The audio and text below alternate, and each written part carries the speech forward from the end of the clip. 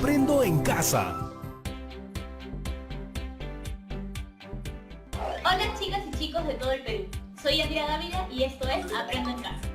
Esta sesión de aprendizaje está dirigida a estudiantes de segundo de secundaria. Les quiero contar que el Perú tiene sitios arqueológicos espectaculares que muestran lo que fue la vida en nuestro país hace miles de años. ¿Saben qué he conseguido para hoy? Les quiero mostrar un documental titulado Ciudades de Piedra, Chavín de Huántar. Con este video aprenderemos que los vestigios dejados por nuestros antepasados nos dan información valiosa sobre las sociedades que los construyeron. Es decir, son fuentes de nuestra historia. ¿Les gustaría verlos juntos? Entonces saquen su lápiz y su cuaderno para apuntar todo lo que necesiten. Ojo con lo que digan los especialistas, porque al final del programa les vamos a dejar unos cuantos retos. Así que estate muy atenta y atento. Miles de años antes de que los incas reclamaran para el Cusco la condición de ombligo o centro del mundo, el Perú tuvo otro ombligo muy anterior. Aquí, en la vertiente occidental de los Andes, en la región Ancash. Si viajáramos 3000 años atrás en el tiempo y visitáramos esta zona, seríamos testigos de un hecho peculiar.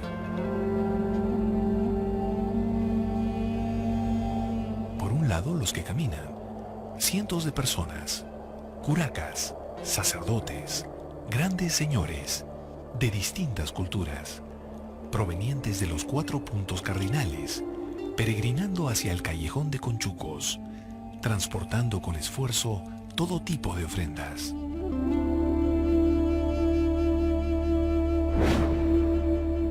Por otro lado, los que esperan, decenas de sacerdotes, compitiendo unos con otros, para atraer a los peregrinos y así recibir sus favores y sus ofrendas.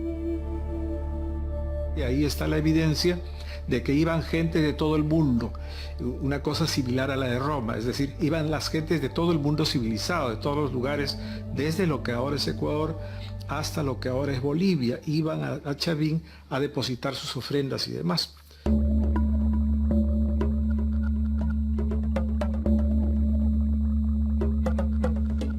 Algunos peregrinos seguían camino a Cajamarca, otros se desviaban a Casma, pero la gran mayoría se enrumbaba hacia el que era considerado el más grande y prestigioso centro religioso y espiritual de todos, Chavín de Huántar.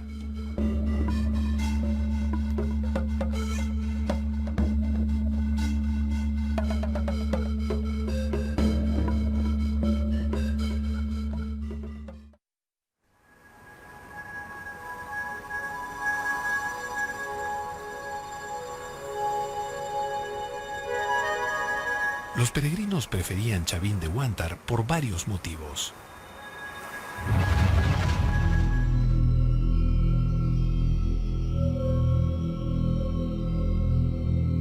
En Chavín uno podía escuchar hablar directamente a los dioses, verlos cara a cara, ser testigos de sus prodigios, pedirles consejo, obtener las pruebas de su existencia, ganar sus favores y sobre todo, saber qué clima nos darían en los próximos meses.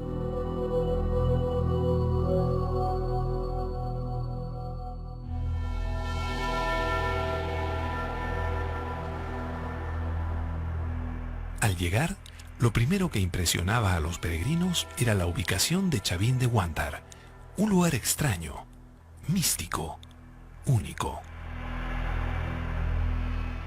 El emplazamiento de Chavín se encuentra enclavado en el callejón de Conchucos, que en realidad casi parece una quebrada, es un valle muy, muy pequeñito y parece aislado del mundo.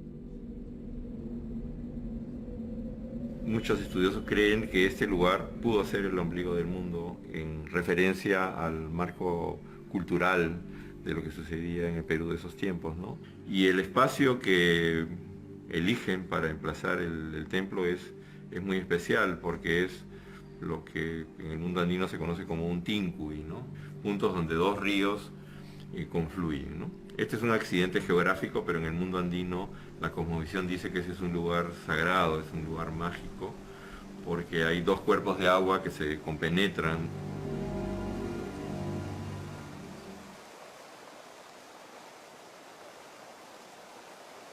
A pesar de lo difícil del clima y la geografía, los ingenieros y arquitectos de Chavín concibieron y construyeron un monumento único en muchos aspectos, lleno de pasajes ocultos, de exquisitas tallas en piedra, de perturbadoras imágenes, capaz de tragar ofrendas en un instante y de generar los más atemorizantes sonidos.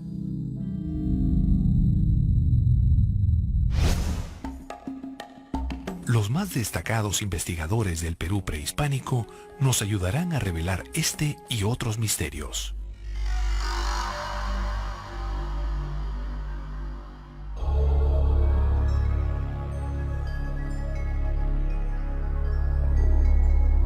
Tan espléndido es Chavín de Huántar que existe la leyenda de que fue construido por una raza de gigantes. Pero fue el padre de la arqueología peruana, Julio C. Tello, el primero en estudiarlo científicamente.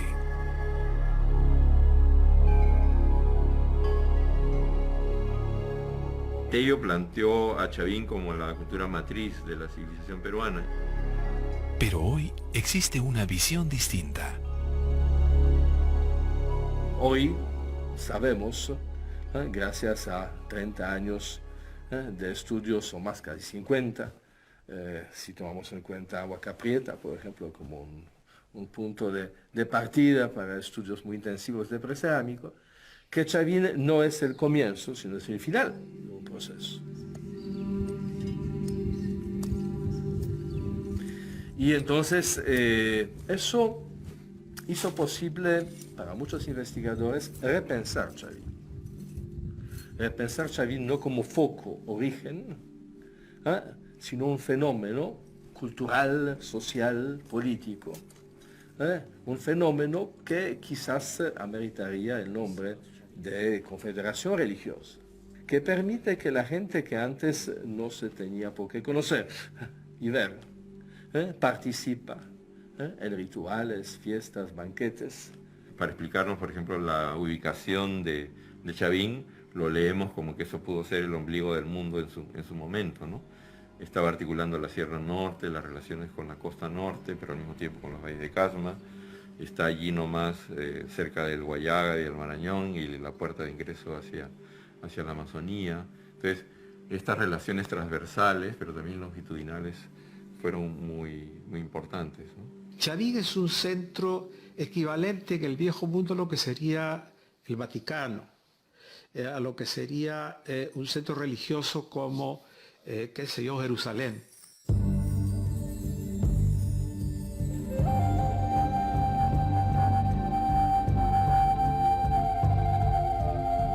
Chavín de Huántar, nuestro más antiguo ombligo del mundo, lugar sagrado de peregrinaje, residencia de los más feroces dioses, fuente de conocimientos futuros. ¿Cómo hicieron los Chavín para sustentar esta leyenda?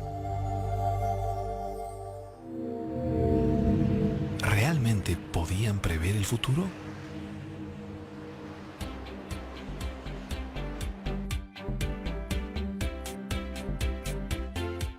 Estamos viendo Aprendo en Casa, secundaria.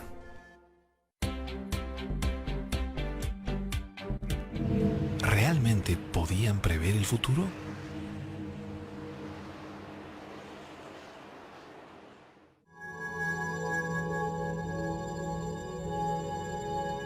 Si bien los sacerdotes Chavín podían determinar el tiempo y las estaciones observando el horizonte, el sol, la luna o las estrellas, todas estas señales resultaban insuficientes para predecir los tiempos de lluvia o sequía, de siembra o cosecha, en un clima siempre fluctuante, especialmente cuando es afectado por el fenómeno del Niño.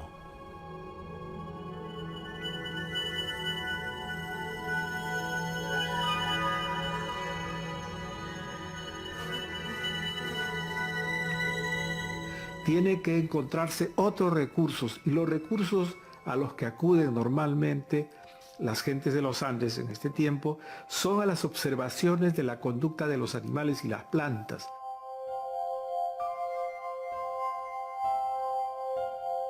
Estas conductas, llamadas hoy indicadores biotérmicos, llegaban a Chavín llevados por los propios peregrinos, en formas de ofrendas a los dioses. Igualmente la concha, el Spondylus, es una concha apreciada, muy apreciada, porque tiene 2 colores, hasta 3 colores, y al mismo tiempo aparece necesariamente con una gran facilidad en función de los cambios de temperatura del agua. De modo que cuando se producen cambios en la temperatura del mar, estas conchas desaparecen o aparecen en cantidad.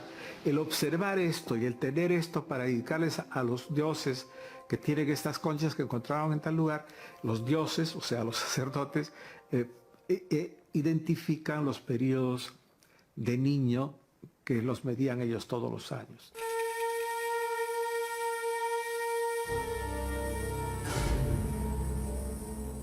Así, comparando la información del calendario astronómico con los cambios que observaban en la naturaleza, los sacerdotes de Chavín podían realizar un prodigio que sorprende hasta hoy.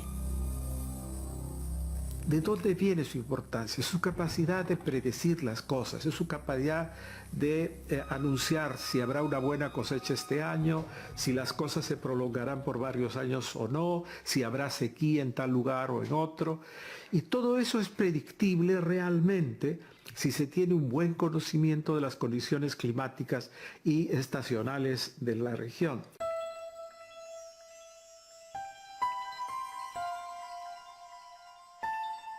Los peregrinos viajaban desde los lugares más distantes y distintos, atraídos por el prestigioso oráculo de Chavín. Los sacerdotes de Chavín dependían de estos peregrinos como fuente de información, pero también como fuente de mano de obra para la construcción o ampliación de los templos, trabajos que eran impuestos como parte de la adoración a sus dioses.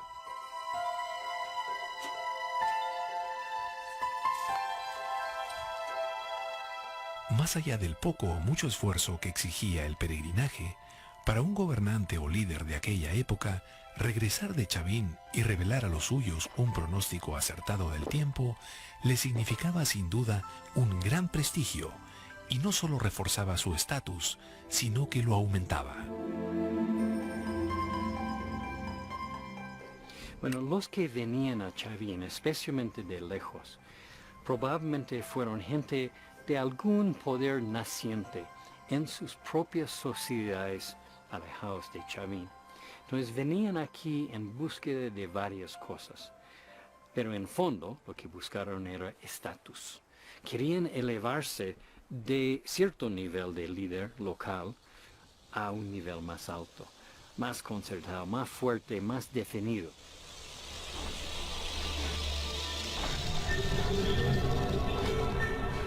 Todo parece indicar que entre los sacerdotes y terribles dioses también habitaron en el complejo algunos iniciados y aspirantes al culto.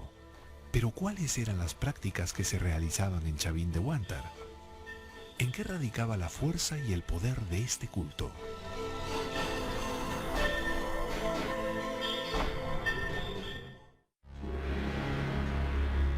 Una vez dentro de Chavín de Huántar, los peregrinos eran recibidos por un espectáculo macabro.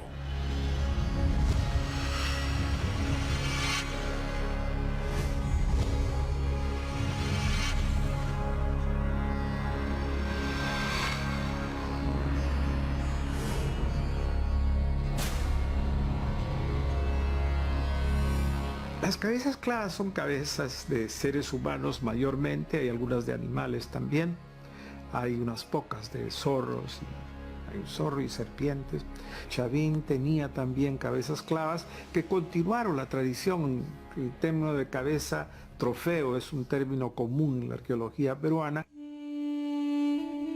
Pero las cabezas clavas solo eran el recibimiento. La iconografía Chavín rescata casi todo lo que significa poder y temor a las gentes y lo traslada a través de sus íconos. Todos sus personajes tienen colmillos, aunque en la realidad no los tuvieran, tienen garras, tienen alas con las que pueden volar y son saurios que pueden estar consecuentemente debajo del agua. O sea, la característica central de los personajes que aparecen en Chavín es que son todopoderosos y que pueden vencer todas las cosas imaginables que hay en la Tierra. Al lado de esto hay una combinación de personajes. Combinación de personajes en donde la muerte está permanentemente alrededor, en el entorno. Y son personajes que pueden fácilmente tragarse seres humanos de la manera más libre posible.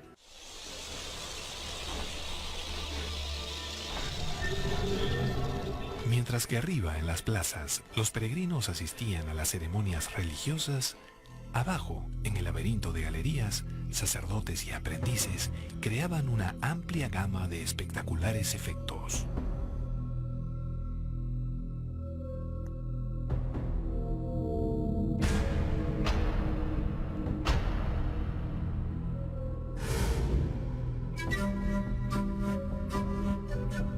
Son galerías y canales que fueron construidos dentro de los espacios constructivos, principalmente los edificios. Hay dos clases, hay las galerías y los canales. Los canales son en cierto modo más sencillos porque evidentemente son para conducir aguas, de drenar las aguas de las lluvias abundantes de la zona para que no hacen problemas dentro de los edificios. Pero también tenemos buena evidencia que son contextos rituales en que había ofrendas de varios tipos y después también probablemente gente podía transitar de un parte del sitio al otro sin ser vistos y aparecer de repente en un nuevo lugar, quizás parte de rituales.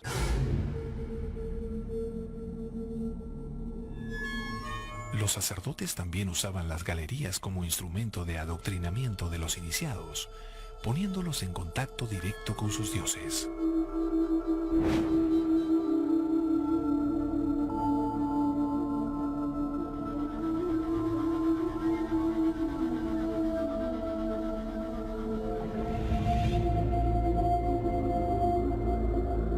Aquí estamos frente al Lanzón. Este es un monolito de granito de 4.5 metros de altura, con sus pies en el piso de la galería y su extensión que penetra por un contraluz arriba. Entonces, sin duda, por su posición, este es uno de los ídolos principales de la época chavina. Representa una figura, básicamente una figura humana con características de animales feroces. Su cara está aquí, tiene su ojo con la pupila por arriba, o sea, excéntrico, muy típica de Chavín en personajes en un estado alterado de conciencia. Por encima tiene una serie de líneas que representan culebras, pero a la vez, obviamente, pelo.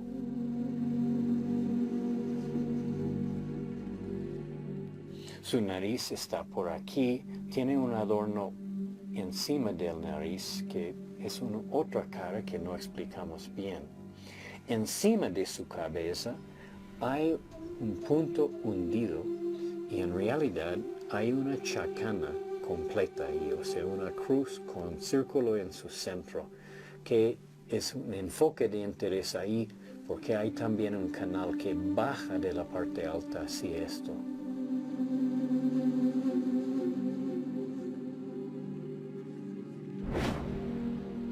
Después tenemos la orejera aquí, circular, que cuelga de su oreja, que está por esta parte aquí. Ya su cuello y lo demás de su cuerpo viene por abajo.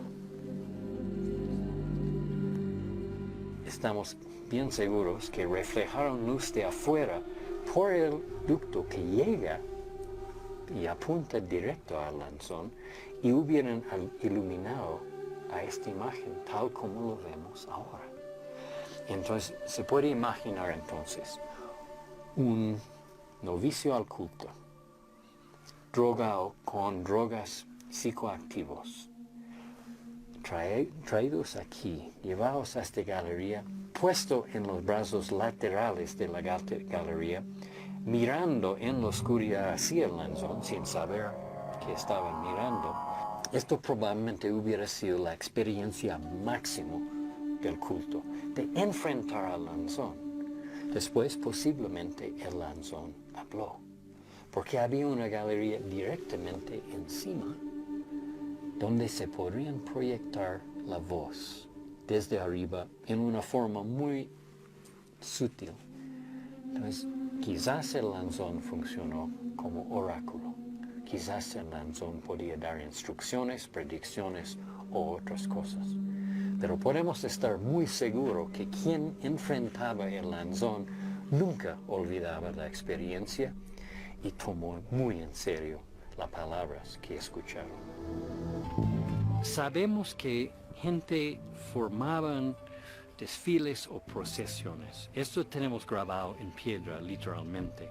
Pero uno de los recintos o áreas de más ritual, probablemente más restringido, era la zona de la plaza circular.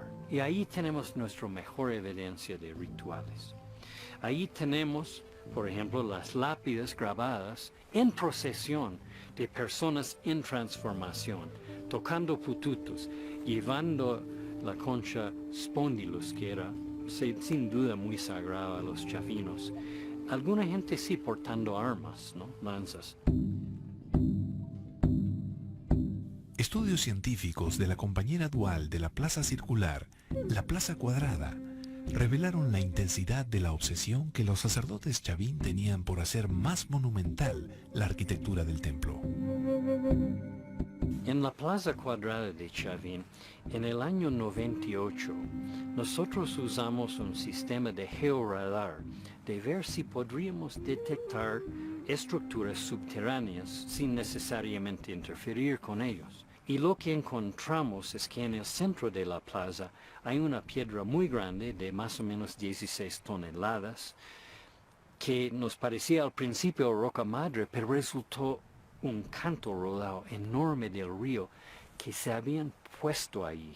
A su lado una ofrenda de un mortero, un cuenco de piedra con diseños romboidales en sus lados y otras cosas de ofrenda probablemente dedicatorio a la plaza cuadrada. Pero lo que descubrimos que fue quizás lo más llamativo, excavando por allí y después en los alrededores, es que fue muy obvio y ya para mí completamente comprobado que los chavinos en su último momento de expansión del templo, faltando espacio, movieron el río Mosna varios cientos de metros hacia el este y así ampliaron, crearon nuevo terreno encima de lo que antes era el río y crearon ya un nuevo cauce para el río que lo reforzaron con piedras fuertes porque el río no quiere estar ahí, no es su cauce natural. Desviar el río fue sin duda una proeza de ingeniería para los chavín y para quienes lo seguían expectantes. Sin embargo, no fue la única. Sobre el terreno ganado, trazaron una plaza. Es un espacio muy bien realizado, 49 metros por 49 metros, exactamente cuadrada y plano. Plano después de 3.000 años de diferentes espesores y pesos de sobrecarga. Pero lo más impresionante de la plaza realmente es que aquí hay más que 3 metros de construcción de cimientos y capas, que son exactamente los elementos que permiten que esta plaza todavía tenga su planaridad, su inclinación y toda su configuración original después de todo este tiempo.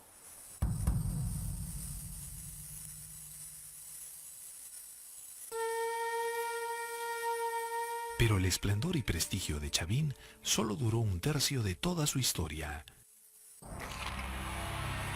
Iniciados, peregrinos y sacerdotes enfrentaron de pronto un hecho inesperado que minó las bases de su cultura. ¿Qué les pareció el video de hoy? ¿Vieron cuánta información puede haber en los antiguos monumentos? Chavín de Huáncar era un templo maravilloso. Asombroso, ¿no? Solo imaginen. Si fuéramos arqueólogos y nos encontráramos con vestigios así, tendríamos que dar algunas hipótesis que expliquen la razón de nuestros descubrimientos. El reto que vamos a compartirles el día de hoy va por ahí. En un pedazo de cartulina o papel, ilustra el templo de Chavín de Huáncar señalando sus características. Cuando ya tengas esta ayuda visual, escribe debajo del dibujo tus propias hipótesis para responder a las siguientes preguntas. ¿Realmente el lanzón tenía el poder de predecir el futuro? Si hoy se sabe que Chavín no fue la cultura que dio origen a las demás, entonces, ¿podemos decir que en la historia de Chavín ya está todo dicho? Medita bien tus respuestas y no te olvides de sustentarlas utilizando la información que has podido recolectar del documental que viste. No te olvides de guardar tu trabajo en tu portafolio personal y así tener evidencias de tu aprendizaje. Esto ha sido todo por hoy. Nos vemos en otra edición de Aprendo en Casa. ¡Adiós!